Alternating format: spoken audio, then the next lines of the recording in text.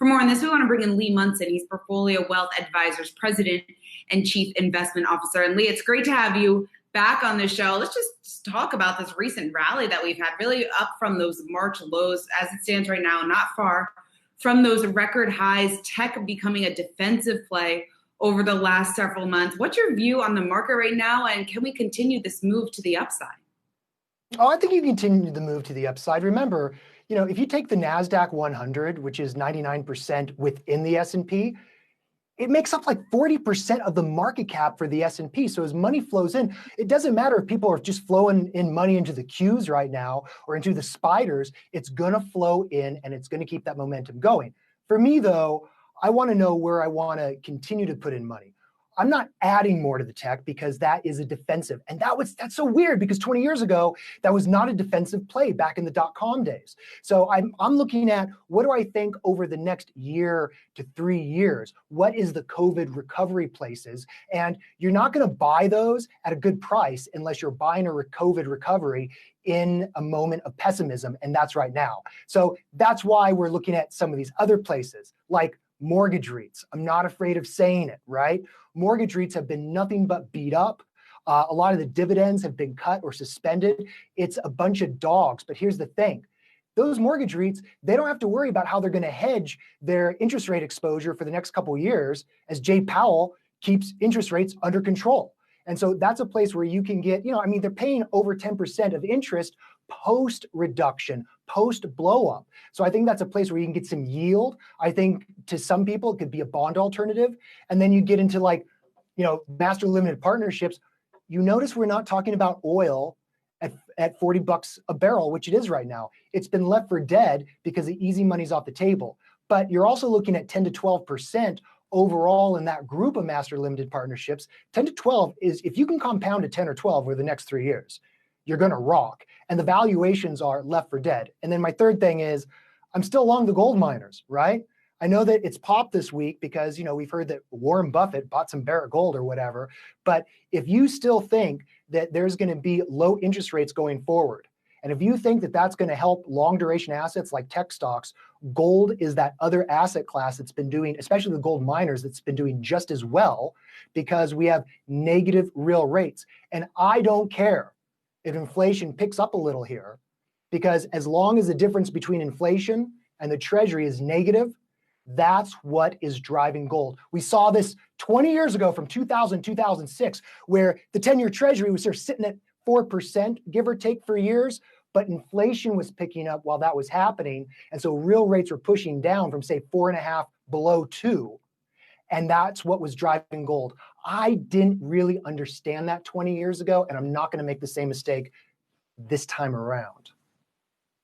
So Lee, as you've noted, you were around 20 years ago. You got to see the whole dot-com implosion. If you look at the Apple chart, check that chart out. It's crazy. It's crazy. It's a $2 trillion company. If you back it out, it's just going, you've lived through this before. You've got 5 companies basically in charge of the market. It's nice to hear you're looking at MLPs and you like gold, but do you not see a crash, a cliff, a bubble, something on the other side of this trajectory for tech? I see that, but I think that the most likely outcome will be worse. I think that I want to give a hat tip to Walt Deemer, who's kind of like one of my oldie moly favorites. I should check him out on Twitter and buy his little book. But he always talked back in his day about McDonald's from 1970 to say 1979.